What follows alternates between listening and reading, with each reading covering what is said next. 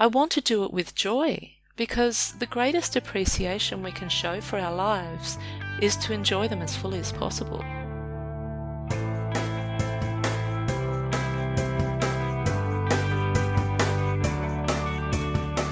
Welcome to Zestful Aging, where I talk with fascinating, talented, and influential guests who reflect on the adventures and challenges of aging and who are living their lives with vibrance and purpose. I'm your host, Nicole Christina, psychotherapist, writer, and Zestful Ager. And if you like this podcast, you'll love my companion course, Zestful Aging, Simple and Sustainable Habits for Health and Longevity.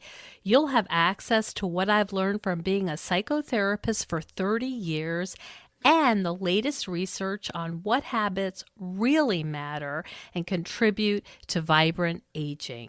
Find out more at NicoleChristina.com. Well, I have my Jack Russell Terrier Sparky beside me, my coffee in my hand, so let's begin. Today we're speaking with Bronnie Ware, who's the author of the international best-selling memoir, The Top 5 Regrets of the Dying, which has been translated into 32 languages and has a movie in the pipeline. Her work has already left a positive imprint on millions around the globe and continues to inspire change every single day. Welcome to the show, Bronnie. Thank you, Nicole. It's a delight to be here. I'm so excited to speak with you. As you know, I'm a great fan of your work, and when I teach my courses, I always talk about your work and your book, and people are always very interested to hear what the top 5 regrets are. Maybe we can start with you telling us the story about how you came to write the top 5 regrets of the dying book. Sure. I'd just finished working with dying people for 8 years, and then I set up a songwriting program in a women's jail, and an editor of a music magazine. I was a singer-songwriter as well as a caregiver, and an editor at a music magazine asked me to write an article for his magazine about teaching in the jail and how I got that program set up. And when I finished writing that article, I thought, why aren't I writing more? I love writing. And so I thought, okay, I'll start a blog. This is in 2009. And so I was sort of questioning what to write about and just got very clear guidance within me, just write what you know. And because I just finished working with dying people and my life had been transformed through those years incredibly, it was the regrets that they had shared with me that had had the biggest impact on me. So I just sat down and wrote the top 5 regrets of the dying, because it had become such a part of my learning and my own belief system by then that it just flowed out of me as naturally as conversation. And yeah, that sort of took off and reached 1 million people it didn't take off for about 6 months. I had to go through a bit of healing and myself before I was ready for that level of publicity, I think. And yeah, about 6 or 8 months after, it started taking off, and then it just snowballed, and the article then it reached over 1 million people in the first year, and over 8 million people in the first 3 years. And so during that process, I was approached to write a book about it, and like most people, I had a book in me, and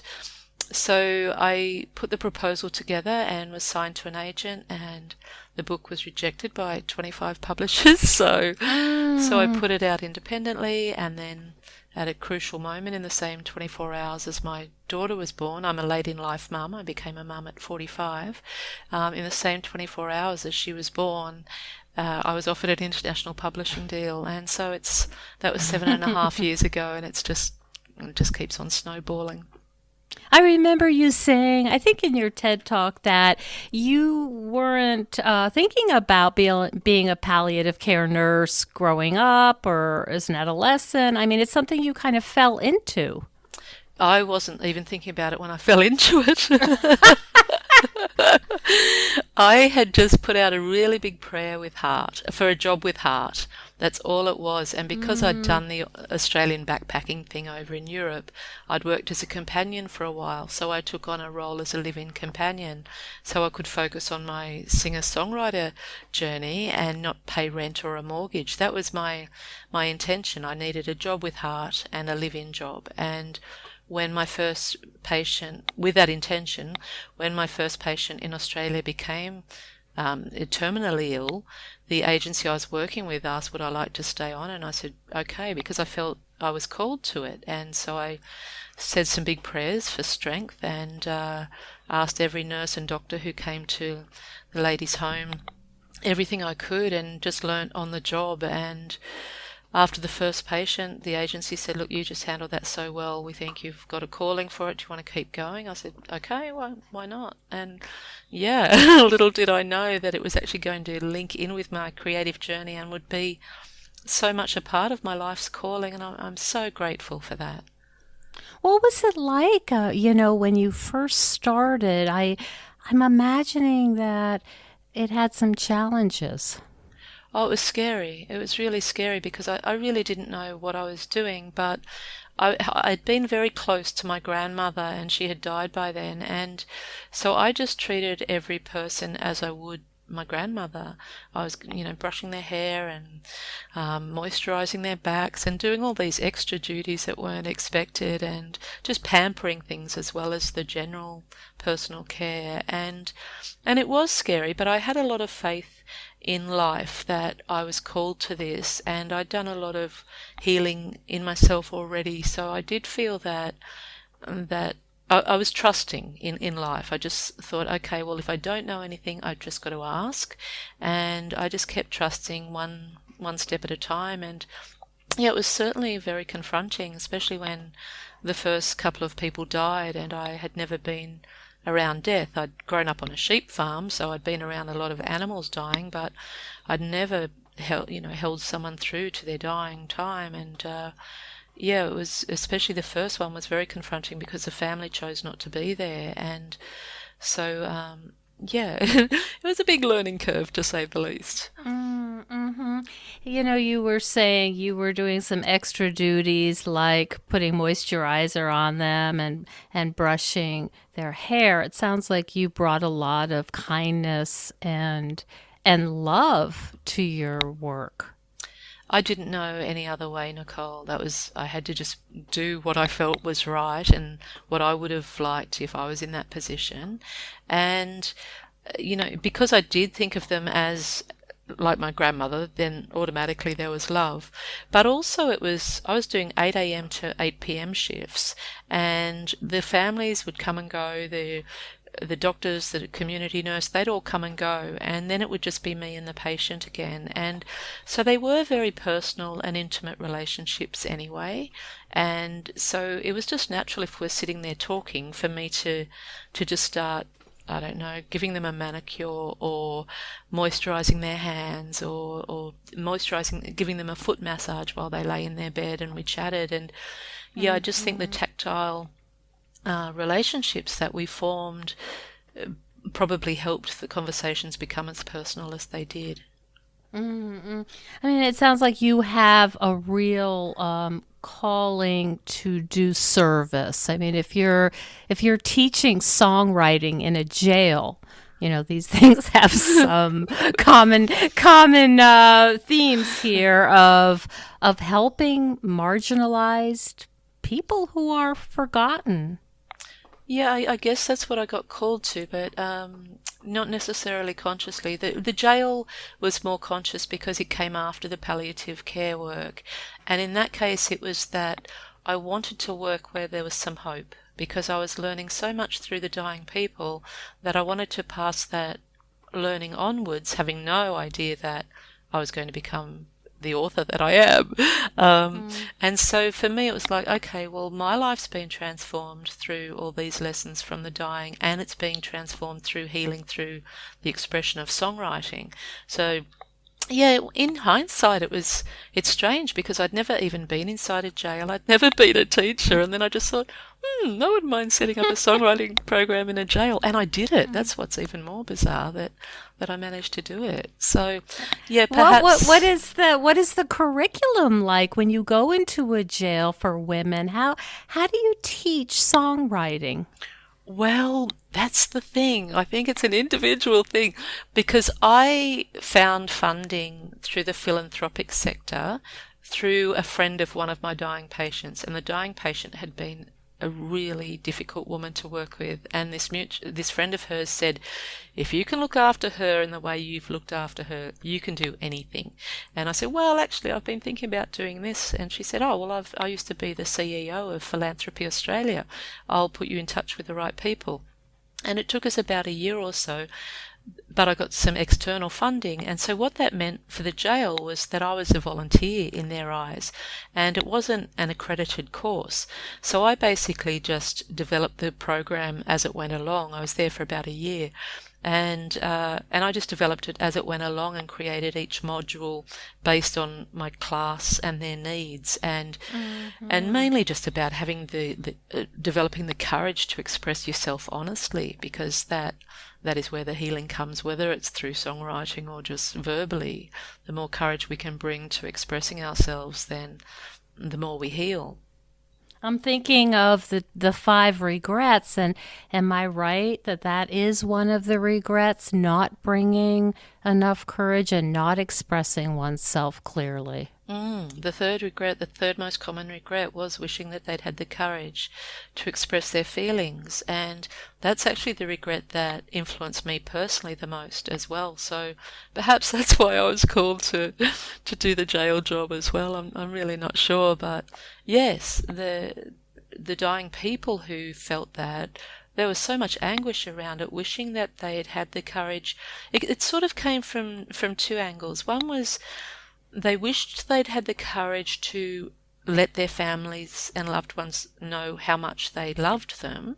There were families who just didn't have that communication channel open where the dying person felt safe to be completely vulnerable, and the whole family was pretending nothing was going wrong, they weren't dying, and let's not talk about it now, and all they wanted to do was open up and really share their final thoughts. And it was so there was just so much anguish and frustration for these people who didn't have the courage in their lifetime to express their feelings, and then when it came to the final days, there was no one there to listen other than a caregiver who wasn't even related. And then it also came from the angle where people wished they'd express their feelings in self-love, where they wished they'd spoken up for themselves against some family dynamics and opinions. And the first one, if I'm not mistaken, is I wish I wouldn't have worked so hard. That was the second one, yeah. Oh, that's the second one? Yeah, that's okay. What's the first one? Remind me. The first is I wish I'd lived a life true to myself, not the life that other people expected of me. And then the second, which was, so these are listed in terms of how often I heard them, and just how strongly the message came through. And yes, certainly the second was I wish I hadn't worked so hard. And that was not about not loving your work. Sometimes I've been slammed in some huge newspapers that people say, oh, but there's nothing wrong with loving your work and blah, blah, blah. And it's like, oh, hang on, don't shoot the messenger here. I'm only passing on the regrets that dying people actually had. And what I learnt from them was a lot of them loved their work, but they still regretted working too hard. And they said that it's not about having passion for your work. That's great. It's fantastic when we do. I'm the same. I love my work and really have to pull myself back from working too hard. But what it's about maintaining a sense of balance so that if your work is taken away from you, that you still have a life beyond that. And also, even if your work isn't taken away from you, by honouring other areas of your life, then it creates more efficiency in your work anyway, because life supports your courage, and life will also, in a way, give you shortcuts to where you want to go if you're not trying to control every step of the way yourself by just working 50 or 60 hours a week. If you can pull that back and give another 10 or 20 hours to other areas of your life, you're going to meet someone who will know someone who'll know someone, or you're going to get an idea in a random conversation with a stranger, because all of a sudden you're more open and you're not focused on always finding the solutions or controlling how your work results are going to unfold. And yeah, it's been an amazing experiment, that one, for me. Just seeing the pain of it in other people, I've really honored that area of my life and those other areas of my life, and not worked too hard. And I've found this to be absolutely true, that life, it's almost like life just breathes a sigh of relief and says, oh my goodness, now I can help her. She's stepped out and she's having some fun, and taking now a break. yes, and I can whisper in her ear now, or I can send this person along to help her out. Oh, thank goodness, she's letting go a bit. Well, hi there, Zestful Agers. I wanted to tell you about an online summit called the Healthy Aging Summit, where I join an amazing group of professionals coming together to teach you how to live with zest and increase your longevity. It's a 4-day virtual summit from November 21st through November 24th of healthy aging experts who are speaking on how to overcome age-related challenges or declining mental fitness. And the best part about this online summit event is that it's free, but only for a short while. It's time to maximize your physical and mental health so you can stay active and avoid the pain of declining health. Be sure to register while the Healthy Aging Summit is still free. Just go onto my website, NicoleChristina.com, and click on the Healthy Aging Summit banner. I hope to see you there. Now, you have a very strong sense of the spiritual. Yes, I do. It's a non-religious sense.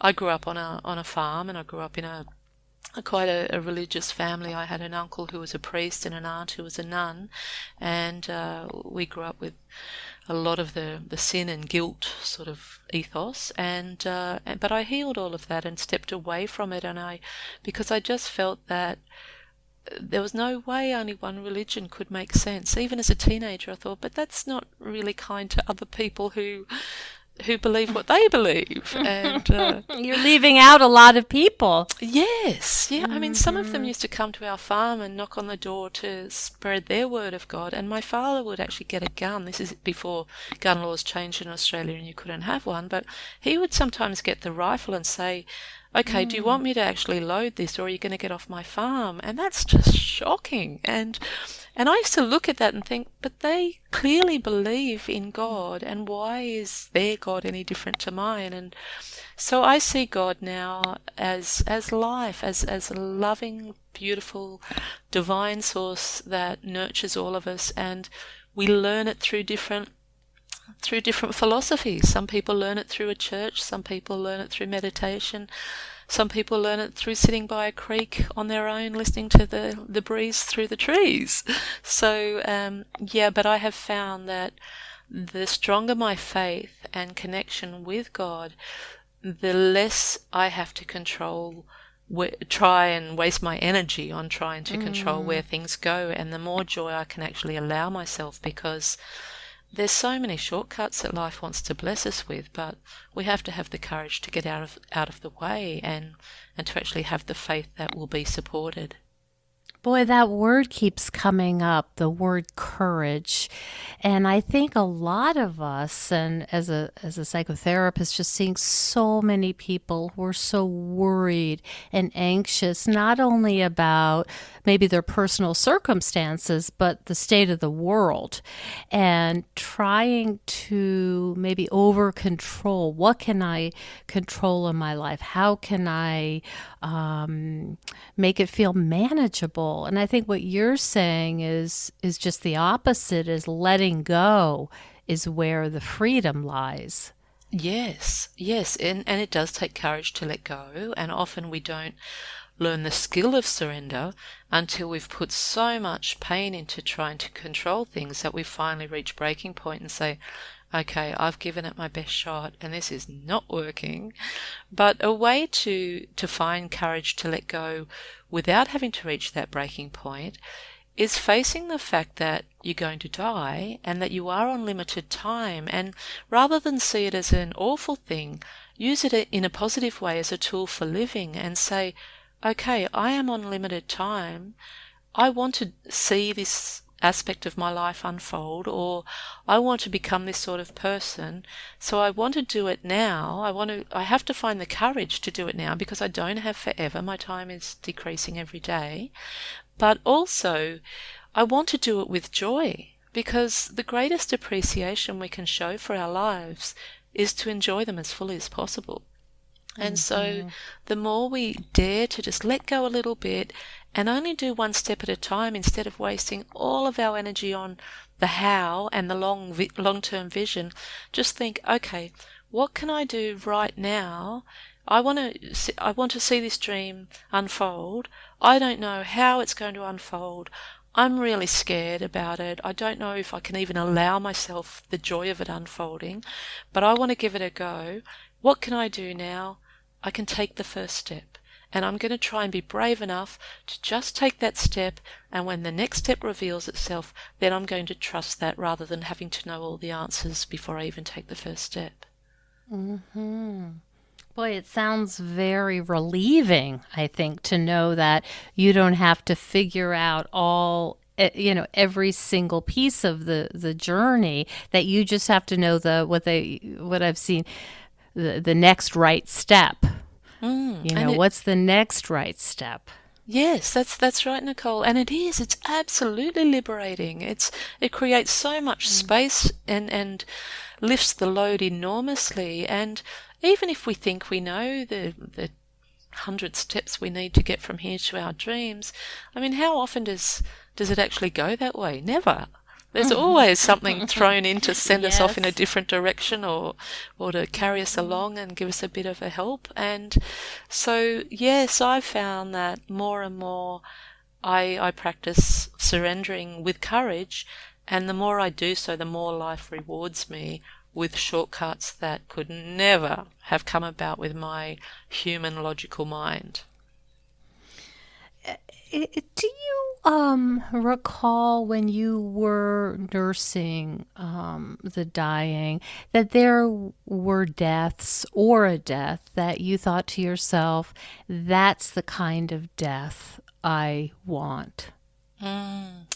Yes, yeah, there were different sorts of deaths, and they were really quite relevant to how the person had approached their final months, in terms of, were they resistant or were they accepting, were they at peace or were they full of anguish. And yes, there was one woman who I looked after, and she was only the second person I'd ever had who died in front of me, and she died so peacefully that I wasn't skilled enough to recognize, but I just didn't know if she'd actually died or not. And her family was saying, is she dead? Is she gone? And I'm trying to feel her pulse, and my heart's beating so strongly I couldn't.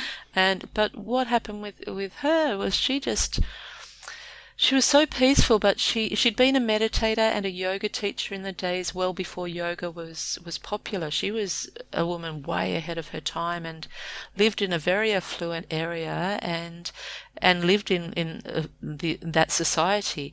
And so she used to tell people she was an exercise instructor until they actually got to know her, and then she'd tell them about yoga, and then they're like, what is this weird thing? And she was like just such a beautiful woman to look after. But she had been a meditator, and her frustration wasn't regrets. It was that she was ready to die and she couldn't die yet. And she's like, oh, this is so tedious. I want to go and I can't even die.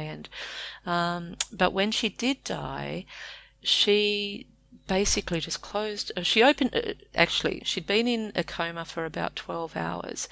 And she, just before she died, she opened her eyes and her son was there and myself and her husband. And she looked up at this point in the ceiling with the most incredibly beautiful smile of recognition. And I don't know who she saw or what she saw, but I don't think I've ever witnessed that level of joy in someone's face ever, and ever before or ever since. And then she just sort of went, and her eyes closed, and that was it. And she was gone. And that's why the family were like, is she gone? It's like, I think so. And yeah, and it was beautiful, and it was peaceful, and it was gentle. There was nothing, there was no sort of big shake of the extraction of the spirit leaving the body or anything like that. It was just close your eyes and go to sleep. And you know, it's the sort of death you wish upon anyone. Were you aware when you were with your patients that there was a very clear sense of being alive and then having the spirit leave the body? Oh yes, great question. Yes. It was so real, the emptiness in a room after the person had died. It was I can't even describe it, because it really surprised me the first time. It's like, but she's still there, and she was only there a couple of minutes ago, but she was so clearly gone. And so I started recognizing that and expecting it, getting used to it. And absolutely, when someone had died, there was a definite emptiness. The spirit was well gone. It sounds like you learned so much doing this work, not only the regrets, but just the whole process and experience. I mean, just the base, how, about our humanity, about, what it looks like. It's so profound.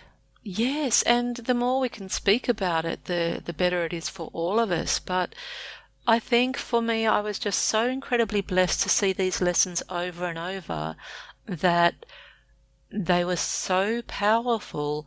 I was absolutely determined to never have regrets in my own life. And so my own learning has expanded and incorporated so many other aspects of life now, because I've realized to live a life truly free of regrets, there's a lot involved, in the sense that you need courage, you need surrender, you need gentleness and compassion with yourself, so that you can forgive any old mistakes that you may consider regrets already, and you need gentleness and space and all of these other things. So yes, there's a lot to living regret free, but it's absolutely possible. And even though it sounds like a lot, it's really only making your choices as consciously as possible.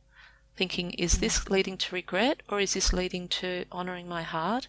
Is this leading to joy? Is this driven by fear? Or is this kind to myself, or is this critical to myself?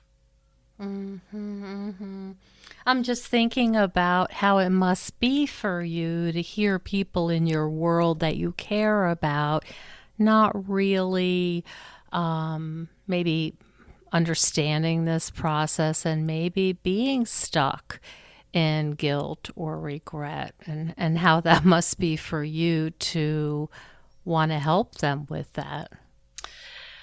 Yes and no. Yes, because of course you don't want to see anyone suffer, especially the people you love. You don't want to see anyone suffer. But we're all on different places in our journeys, and so there's no point preaching to people who are not ready. I'm not into preaching to anyone unless they're asking the questions, because otherwise we're wasting our breath. We can't force somebody's learning upon them, and we can't force their readiness upon them. And all we can really do is love them for who they are, not have expectations that are unrealistic, and live by example, in the hope that they'll actually think, okay, I mightn't have the courage to ask her how she does that, but look at what she's doing. I'm going to have a go too. And so I try to teach by example much more than being the solution provider.